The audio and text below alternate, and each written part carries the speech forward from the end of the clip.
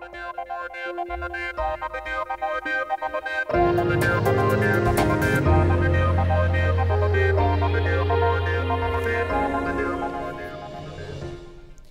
and welcome to India Hangout. Defence pensions is the discussion point today. How much can India afford if indeed the defence pension bill were to rise? That's the question we're asking. This is going to be more of a numbers discussion. We're not looking too much at the reasons behind it or the history, except to demonstrate that this has been committed in the past. It used to exist, was taken away, has been recommitted, and of course at this point has not been delivered. But the question, like I said, we're asking is more of a numbers discussion, and we'll come to that shortly. Joining me in this discussion, Commander retired C. Uday Bhaskar, defence expert, Lieutenant General retired Kamal Davar, also a defence security expert, and Mandeep Bajwa, a defence analyst and military historian as well. Gentlemen, thank you all for joining us. We are going to be waiting for Mr. Bhaskar to join us a little later, but let's start off this discussion as we stand, and let's ask the first question. Can we fundamentally afford it in the context of all our other defence needs? So let me begin with you, Lieutenant General Davar. Where do you stand on this issue? You know, first of all, I must say that your premise that numbers matter. I'm afraid numbers don't matter when it comes to the safety, security of the country, and for the welfare of the people and those men who are guarding and ensuring your safety and security. Kindly remember that economic progress, economic resurgence of India is not possible without adequate safety and security of the country, to which the armed forces are committed and for which the veterans have been educating since many years. And let me tell you, as an old soldier who has worn the country's uniform with great pride for 41 years, and if I can say a childlike joy, the events of the past 2 months in particular have saddened me no end. And as they have saddened, lakhs and lakhs of our veterans, who are today, some of them are in their 90s, some of them are in their 80s, and for no rhyme or reason, I do not know why the government has not taken this step to implement one rank, one pension. And I will come to your figures you've asked me a little later. Yeah. First of all, we are in a democracy and we are proud to be soldiers of a great democracy. Right. And nobody less than the Prime Minister, BJP candidate, the then Prime Minister designated, Mr. Narendra Modi, at Rewari, assured everyone there, all the ex-servicemen and the veterans and the serving people, that he is totally committed, and as soon as the government comes to power, they would implement it.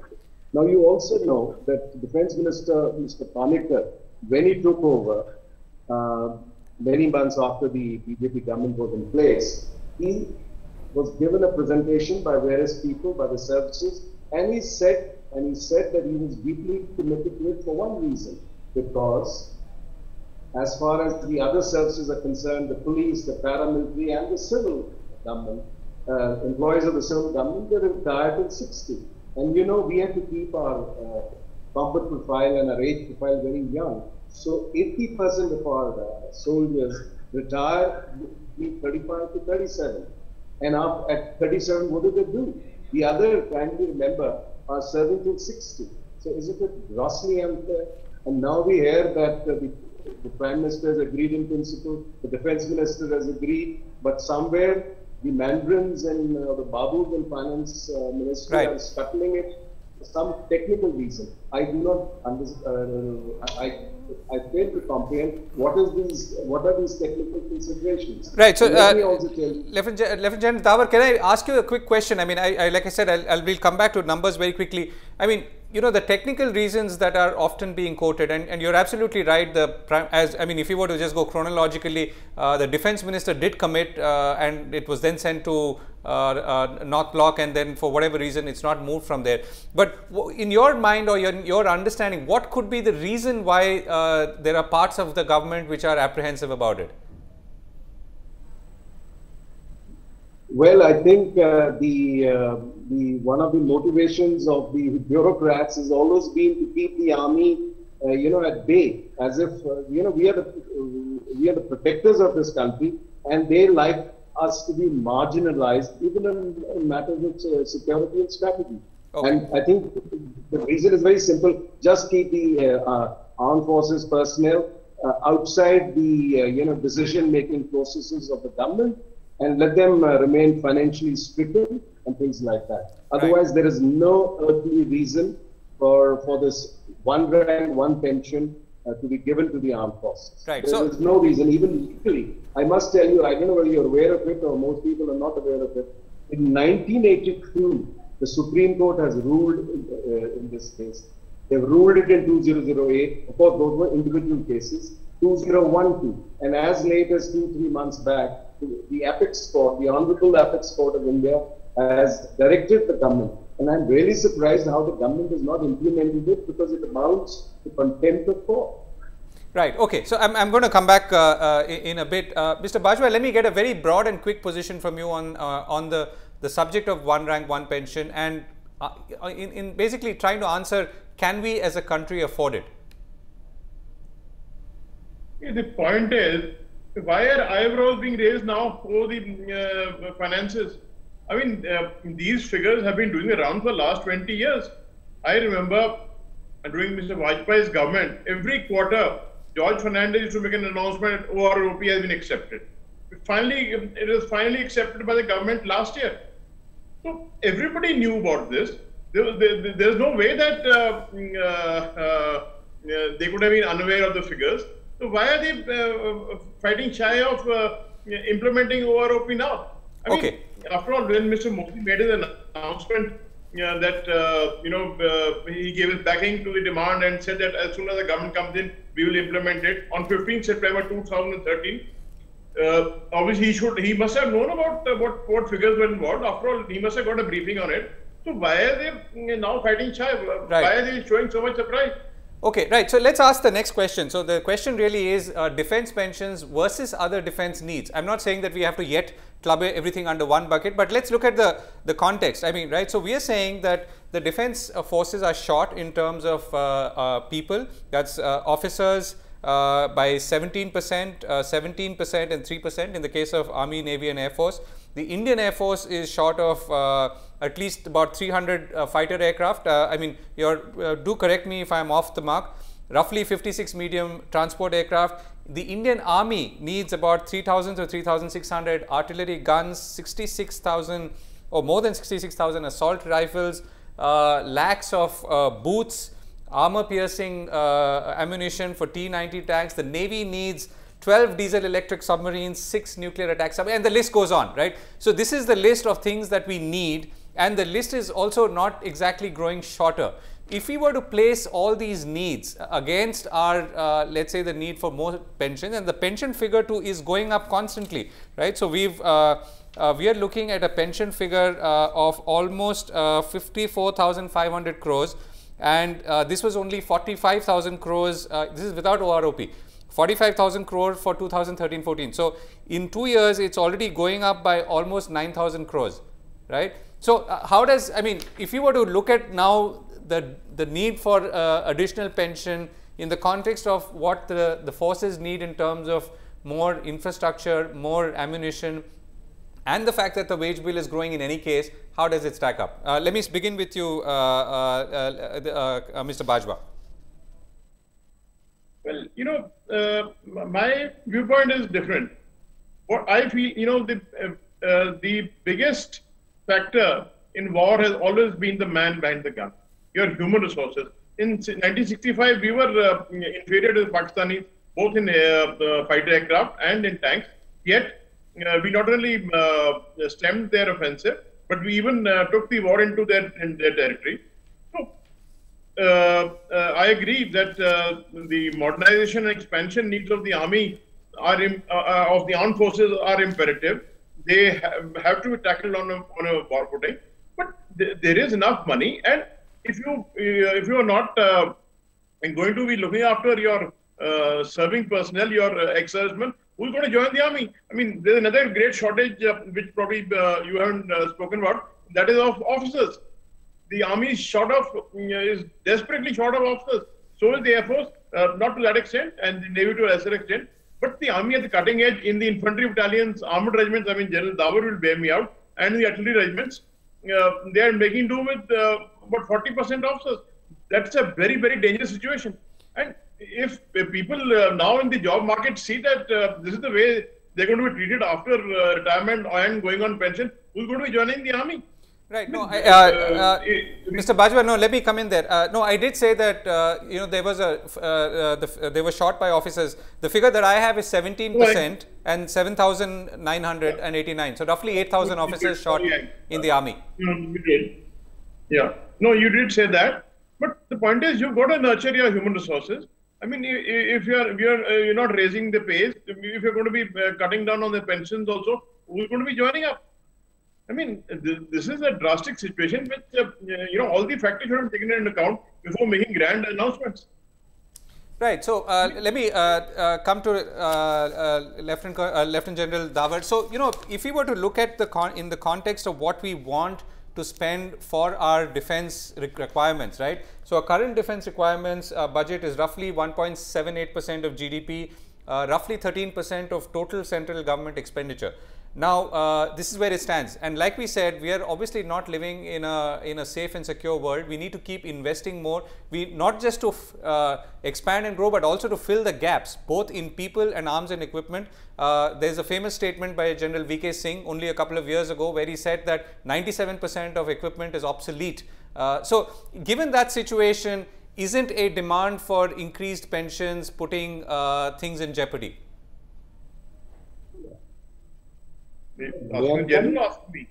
Yeah, this is for Lieutenant Davar. Yeah, right. Thank you for asking this question. It's a very important and a pertinent question. You mentioned about the GDP. Now, before I come to the GDP part, how much of the GDP we are spending on the defense budget, let me tell you, we'll talk about the OROP for a few seconds more. The one rank one pension bill, by all estimates, is going to be about 8,500, and now somebody is talking about, even some people are talking about 10,000 crores. Now, 10,000 crores a year, I'm afraid, is pittance as far as India's annual financial budget is concerned. 8,500 to 10,000 is a pittance. It hardly will disturb any other thing. However, now I come to the GDP bit. As you yourself said, we are spending only 1.78 or 1.80% of our GDP on defense. Right. Let's forget about the US and the Chinese spend over 4%, 4 to 5%.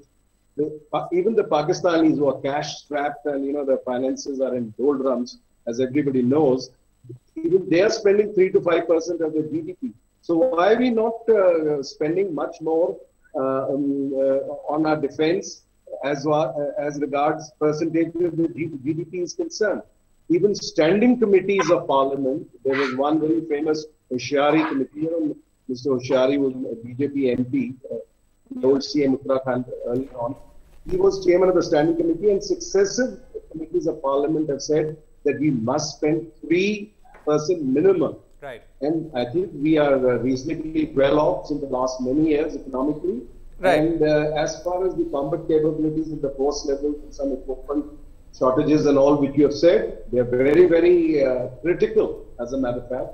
And the government has to find within the overall basket how to divert some funds which are actually being grossly misused. Like you take your subsidies. I'm sorry, I mean, you people are better informed than me. 40% of your subsidies go into the wrong hands. They're mismanaged. Fair point, yeah. No, fair point. I think, but in this, I think, at least for the purpose of this discussion, one is trying to say, okay, here is the money that's being allocated for budget, or the budget that's being allocated for defense, which is going to go up in any case. That we are not, I mean, and maybe to a higher percent of GDP. The question is, from that additional money that is going to come into defense, how much should go into pensions and how much should go into, let's say, buying arms and equipment, training officers better, making sure that they get, you know, the figure that I have, for instance, is that the Indian Army needs 2 lakh pairs of ankle leather boots. I mean, this is last year's figure. So, I mean, but the requirement is only growing, right? There is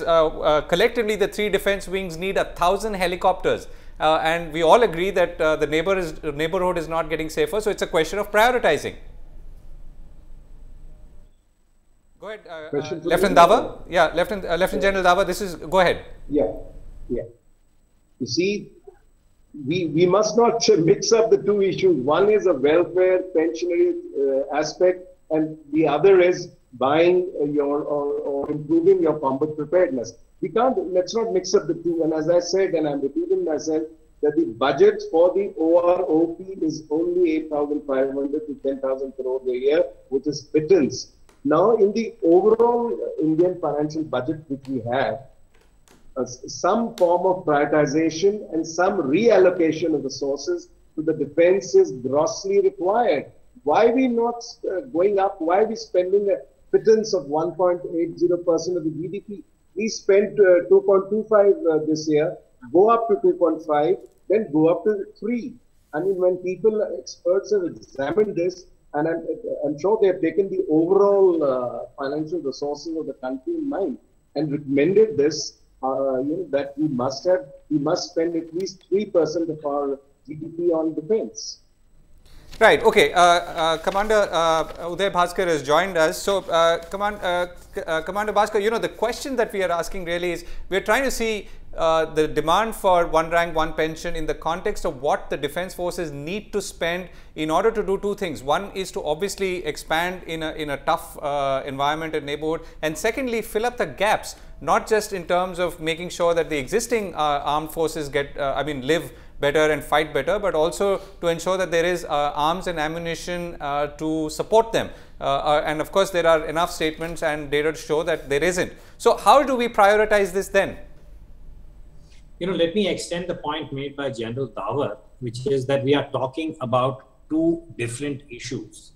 One is the combat readiness of the armed forces across the board, which means that we have to look at both the inventory and we also have to look at the HR, or to use the cliche, the man behind the gun.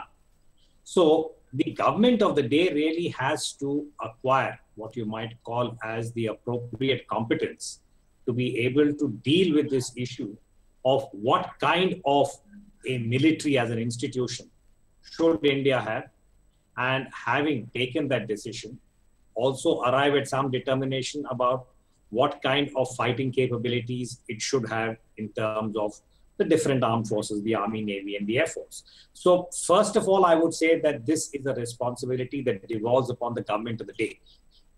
And my own reading as an analyst, having studied this for some years, for some decades, I would say, going back to the days of Mrs. Indira Gandhi and Rajiv Gandhi to where we are now, point number one to my mind is that national security, particularly the military aspect, has not received the kind of critical attention it deserves. As a result, we have come up with the equivalent of a national approach to security, particularly the military, which is very ad hoc, and which seems to be reacting whenever there is a crisis where the country has no option but to deal with it. And it's in that context that I would locate the OROP, meaning that this is an issue that has been festering for the last, definitely, 10 to 12 years, going back to UPA 1, UPA 2, particularly after the 6th Pay Commission, and now NDA 2 with Mr. Modi at the helm. And regrettably, it has never been discussed with the kind of objectivity and integrity that it needs. And there is a financial component. Nobody is denying that. Right. But to suggest that the onus lies on the armed forces to come up with, what you might call as creating that fiscal space is, I think, not a valid proposition. Because I've heard this very often saying that if you give it to the armed forces, we'll have to give it to the paramilitary, we'll have to give it to the railways. These are not tenable as analogies. And this is where you need that political leadership to take a call and say that, listen, I think this is an area that is going to have an adverse impact as far as the institution of the military is concerned in the long term. So therefore, how do we deal with it? If we have made a mistake or we've allowed it to fester, as I said initially, for 10 years, how do we correct it? Right. So Commander Bhaskar, let me again throw in another point. So, finally, whatever we do, I mean, it all kind of boils down to or leads back to the money. The defense budget, for instance, has gone up in the last decade from 80,500 crores to about 229,000 crores. So it's not like the defense budget has not been increasing. Of course, GDP has been increasing and the country has become more prosperous. Arguably, the environment the external threat environment has also become or has turned worse in the same period. So I keep coming back to the same question, that you've got shortages in the army, you need more armed, you need more officers, 11,000 in the army alone, you need officers in the navy as well as the air force, you need 1,000 helicopters across the 3 defense forces, you need so many more things, all of which will make only life better and for those who are there today. And we are in a situation where our salary bill and pension bill for the defense forces is almost the same, right? So I'm just saying, to an accountant, this looks very difficult. I know it's not just an accountant's problem, but it's also a larger political leadership problem. But how does one fix this? No, we have to fix it with more innovative financial management. I'm the first to accept that. I am saying that this is where the abdication by the government of the day should be acknowledged. We need more astute financial management, which means that whoever is doing the balancing of the books for the government of India has to take some very hard decisions. Now, any government has the same problem. We go back to the bread versus butter issue, saying that our development projects to be supported. What about India's health, education, literacy? I accept that. I would say that this is the responsibility of every government, but which is why we need to look at this in a very holistic way and not say that we can tinker with it piecemeal. And I have seen, I mean, I'm sure you're familiar with this over the last 20 years. By the time you come to Jan Feb, the MOD is told, return 10,000 crores. I'm saying this with all the conviction that I can bring to bear, because I saw this when Mr. George Fernandes was the defense minister. And at that time, I did have some kind of, I would say, fairly, there was a fair amount of interaction between his office and the institute that I was heading at that time. And I remember raising this with Mr. Fernandes once, saying that, sir, you're the defense minister, and you just returned so many thousand crores. And in confidence at that time, but I'm sure we can talk about this in the public domain, he said, but I had no choice when this came up in the cabinet meeting, because the national budget was going out of sync and the MOD was the only place there where they could cut the money. This is a political responsibility, in which case, why don't we discuss this in Parliament? So this is what I mean by the abdication. It's not that this country doesn't have astute financial managers. Right. So which Commander brings me to the next question, and you've already alluded to it. I think is really defense pensions versus other government pensions. Now, the question here is really whether you like it or not, others are going to jump into the fray. The railways with 1.3 million employees says that they are also offering dedicated services to the nation. The General Secretary of the All India Railway Man's Federation says, of course, we want our brothers in the Army and Navy and Air Force to benefit from one rank, one pension, but we too would like to be compensated. Now, obviously, this means that it's going to take more than just clever accounting to meet everyone's demand. So why should the railways be deprived? Why should all other central government employees be deprived? And you're talking about a combined pensions apart from, so the army is about 54,500 budgeted for 2015-16. Other pensions under central government is about 32,900 crores. So that's 80,000 crore of pension between defense and central government. Go ahead, Commander. May I just make this point, because we've heard this very often in the last few, I would say, as the OROP has come into focus. Yeah. This is an invalid comparison. The suggestion that the railways can also make the same claim, or that the paramilitary can make the same claim. And this is what I meant by saying that we need a political call on this. Somebody has to take charge of the way in which this is being projected. And one, I think, central distinction between the military as an institution and those who join it and every other aspect of government. Number one, like a lot of people have said this to me in the odd debates you've had on television, saying nobody asked you to join the military. You went into it voluntarily. I agree. We all join the armed forces voluntarily in India, whether as a Jawan or as an officer in the National Defense Academy, etc. We accept it. But the big difference is that when you get into uniform, you accept the entire risk package that comes with that particular job and responsibility, including the intangible honor izzat kind of code, which is that you lay your life down if push comes to shove. That's, you accept it. Nobody says, in no Fauji that I have heard of has ever complained that he or she died in action or got injured. No other part of the government, whether it's the railways, the paramilitary, the police, actually enter with such a grave commitment. That's number one. The second is, the moment you enter the armed forces, your fundamental rights are to an extent abrogated. You surrender them. You accept it again willingly. I entered uniform when I was 15 years old, like many of my other colleagues on this panel. And I came out when I was closer to 60. For those 40 odd years, almost 45, you accept that you are abrogating your fundamental rights because you've made this choice. And the last is that when it comes to the Jawans and the JCOs, the comparison with railways, paramilitary, etc., you enter at age 17. You serve for 15 to 17 years to age 35. And then you have to retire. That's the way the system works. Right. Okay. So, Commander, let me interrupt you there for a moment. I mean, let me get another quick view from Mr. Bajwa, and then we'll come back. Mr. Bajwa, I mean, I think I've stated that the question that I'm asking really is, defense pensions versus other government pensions. Now, whether or not other government organizations are entitled to, the fact is that they're going to ask, and somewhere it's going to come back and land at the doorstep of possibly the finance minister saying, okay, now how am I going to look at maybe an 90,000 crore pension bill, which is obviously going to keep rising even faster because everyone else is asking. Well, I don't discount the contribution of other services, the railways, the paramilitary forces, the police, the others. But they don't retire at or go on pension at the age of 35 or 37, like the armed forces do. I mean, a Jawan who joins up below 20, he's home at 35. And very few of them, go on to higher ranks, just like in the officers. Most of them retire at colonel or captain or wing commander, group captain. So they must be compensated for that, for the short terms of service. Right. And then I believe that astute financial management can solve all these problems. I mean, the government must take a considered decision. And I mean, why leave the field open for everybody to jump in now?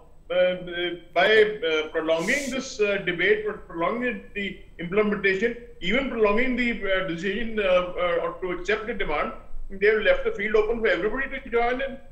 Right, fair enough. So you're saying show the leadership, and then therefore everyone will know what their place is. Very quickly, we're running out of time. I'm going to pose one more question. General Davar, do you want to come in on this?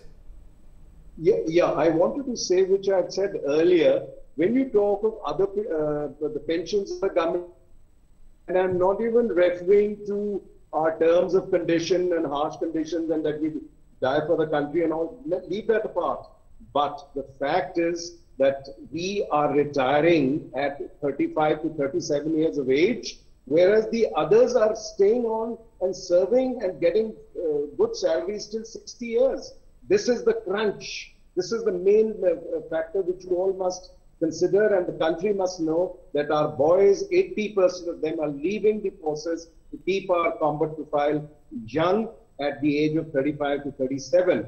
And the other gentlemen are staying on till 60. You see the difference, please. Look at the disparity in the length of service. How can you compare what's the international services pensions? Right, General Davar, what's the international precedent here? What's the international precedent here?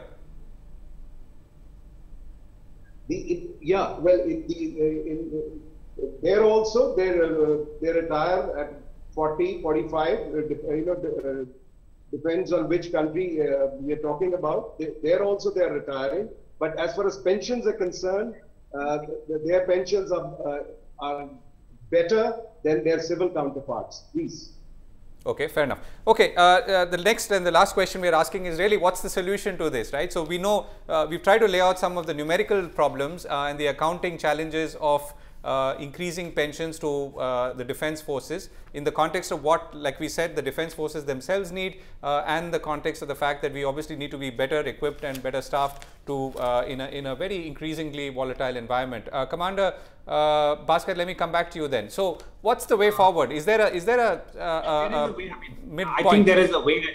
As I said, first of all, this issue should come back for more serious deliberation at different levels in the government, and go back to some of the recommendations made in the past, which is that the early retirement of the Jawans and the JCOs in the armed forces is not something that has been noticed just now. I'm sure General Davar will bear me out. Many years ago, we had the Balaram Committee report that was in the late 70s, early 80s. General Balaram was a very distinguished general of the Indian Army. He was the AG, if I remember right, at that time. And the principal recommendation made was to ensure that you have an army that is relatively young and to provide employment opportunities for those who retire after 15 years, that let the paramilitary absorb most of them. Right. And also provide lateral entry into other parts of the government so that an individual X does his first 15 or 17 years in the Indian Army or the Indian military and then moves into some other part of the government, whether it's the paramilitary, whether it's the railways, the PNT, wherever the skill sets are compatible, and then works for the next, whatever the age profile. Suppose you leave at 35, you can work for the next 25 years. If you leave at 30, you work for the next 30 years, so that your pension bill or the wage that the government has to provide for pension is accommodated in the larger edifice of government. And you do not have a young profile or constituency where pension starts at age 35 and goes on till 85, which could happen if people have a certain lifespan. Right. I'm afraid that was completely jettisoned. So that was a useful way of looking at it. We could have provided lateral entry for the Jawans and then seen how it worked. Unfortunately, my understanding is that it was shot down by the bureaucracy, by the police forces, and including state governments that wanted a political control over some of these forces. So this is one way. There are also innovations in financial planning institutionally. The Indian Army is 1 million plus. You ask a young finance manager today saying that I'm giving you a challenge. I have a HR of 1 million. This is their age, this is their workforce. Please give me the equivalent of a new pension scheme arrangement. It could be done. But then we must approach it with that integrity, saying that, hey guys, we're not abandoning you. We are going to come up with the most viable solutions. And my last point is, what about the widows? They are your most vulnerable constituency. And our government, I'm afraid, has not been empathetic at all. So these are the issues that we could look at and convey to the community that this is a system that cares for you. I think that's very important. Right. That's broken down. Got it. Fair enough. So let me 10-second closing comments from both General Davar and Mr. Bajwa. Mr. Bajwa, you first. I think what the government must do is stop giving the deadlines and dates and whatever. Sit down, talk it over with the all the stakeholders. I mean, today again we've been told that 28 is the date when the Prime Minister is going to announce the implementation and whatever and all. Then we will go to 26th January now. Stop that. Talk to the stakeholders, discuss everything with Retd, and do the best you can. Right. Okay. May I come back to General Davar for the last word? One rank, one pension is concerned, it must be announced, must be implemented forthwith, and at the definition of the ORP must not be diluted, as some people have tried. The other point, a small point, which the Kamal Bhaskar mentioned, if you for the lateral entry into the other paramilitary and the police, if you take Jawans from the army, from the armed forces, you will find that here is a Jawan who's disciplined, motivated, trained, skilled, and you just naturally induct him into the paramilitary or the police. And this way, the government will also save a fair amount of money, and you'll have good people, I would say good people, not that they are not good people there itself. You'll have good people joining by lateral induction, where the government will also save money. Right. The ORP must be implemented for. Right, gentlemen. Humble request to the government. Right. So, gentlemen, Lieutenant General Davar, Mandeep, Bajwa, and Commander Uday Bhaskar, retired. Thank you so much for joining us and sharing your views. We're trying to put the numbers together on this very vexing one rank, one pension problem. Hopefully, there will be a solution that meets everyone's needs and aspirations. Thank you for joining us on the India Hangout. We'll be back soon.